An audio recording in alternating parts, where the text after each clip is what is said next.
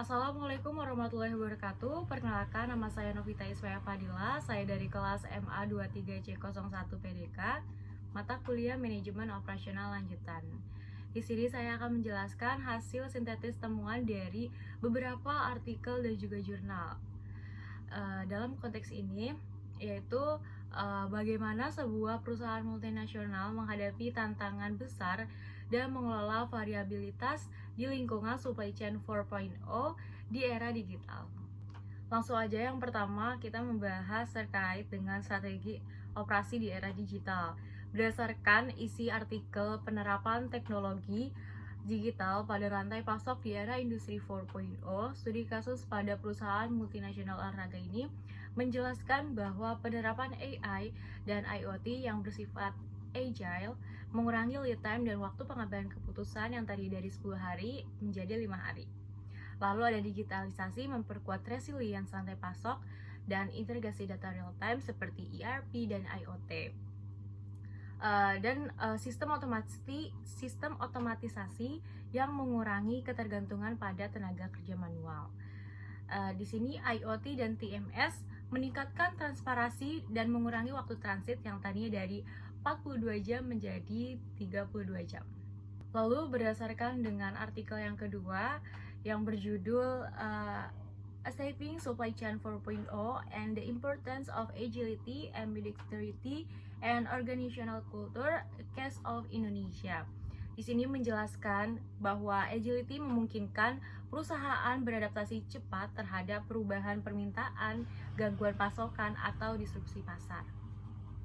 Dan mengembangkan ambidexterity, yaitu perusahaan perlu menyeimbangkan eksploitasi, yaitu memaksimalkan sumber daya dan teknologi yang sudah ada, dan eksplorasi, yaitu mencari solusi dan inovasi baru agar tetap kompetitif di era supply chain 4.0.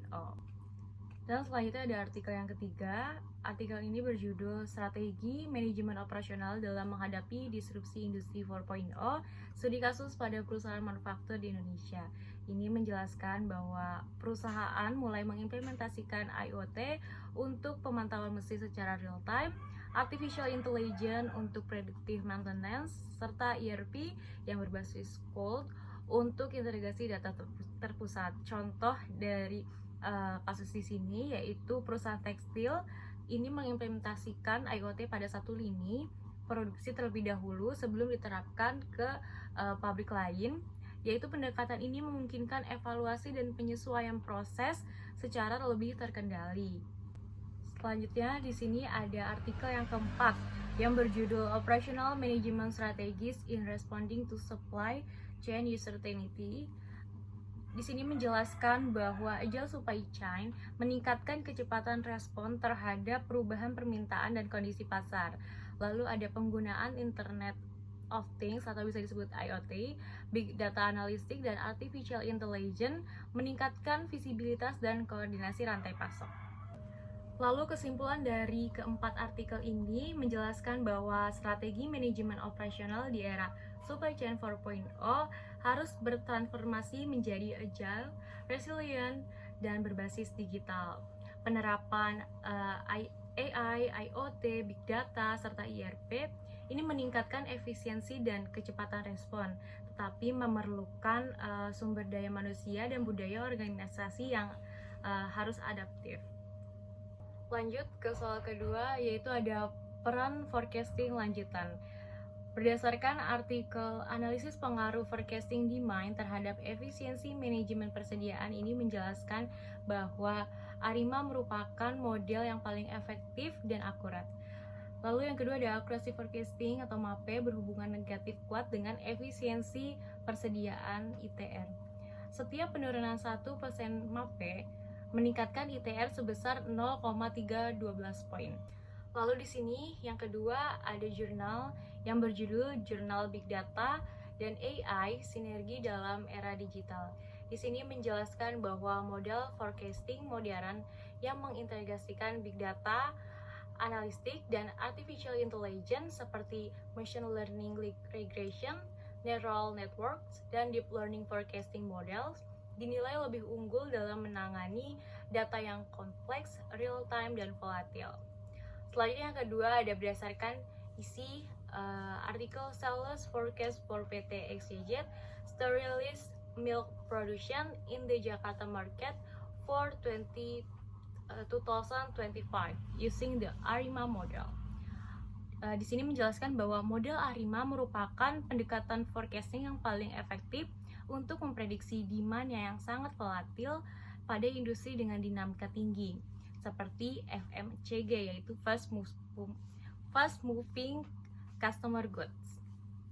Akurasi model diukur menggunakan Mean Absolute Percentage Error atau disebut MAPE, dan hasil sebesar 3,34% menunjukkan kinerja prediksi yang sangat baik. Kesimpulan dari ketiga artikel tersebut menjelaskan bahwa model ARIMA terbukti yang paling efektif dan akurat untuk permintaan yang fluktuatif namun berpola, sedangkan AI dan Big Data untuk menangani volatilitas ekstern dan faktor eksternal yang dinamis. Lalu yang nomor 3 ini ada SPC untuk variabilitas cepat. Berdasarkan artikel yang berjudul Pengendalian Kualitas Produksi Statistical Process Control, ini menjelaskan bahwa untuk mendeteksi pergeseran proses yang kecil namun cepat, XR-chart tetap menjadi alat dasar SPC yang paling efektif. Lalu ada penerapan digital SPC merupakan langkah menuju Quality 4.0 di mana pengendalian dilakukan berbasis data sensor, otomatisasi, dan analisis prediktif, bukan sekadar inspeksi manual. Selanjutnya, artikel yang kedua yang berjudul Analisis Pengendalian Kualitas Produk menggunakan metode Statistical Process Control atau SPC dan Failure Mode and Effect Analysis atau FMEA, yaitu menjelaskan bahwa artikel ini menggunakan P-chart karena data yang dikendalikan bersifat atribut, cocok untuk mendeteksi proporsi cacat kecil yang bisa berubah cepat pada proses produksi high mix, low volume seperti garment. Lalu peringatan otomatis saat titik melampaui batas UCL dan LCL sehingga supervisor dapat segera melakukan tindakan yang korektif. Selanjutnya, artikel yang ketiga adalah artikel penerapan metode Statistical Process Control dalam pengendalian kualitas proses produksi tahu. Menjelaskan bahwa artikel ini menggunakan jenis contour chart P-chart. Lalu seluruh titik data berada dalam batas kendali yang UCL-nya adalah 0,090 dan LCL-nya 0,27, yaitu proses stabil secara statistik. Lalu faktor utama penyebab cacat bisa karena aspek manusia yang kurang paham dan kelelahan bekerja, atau aspek metode karena melakukan proses manual dan belum distandarisasikan. Kesimpulan dari ketiga artikel tersebut menjelaskan bahwa keberhasilan pengendalian kualitas modern tidak hanya menggunakan alat statistika saja, tetapi XR-chart dan P-chart juga sama efektifnya.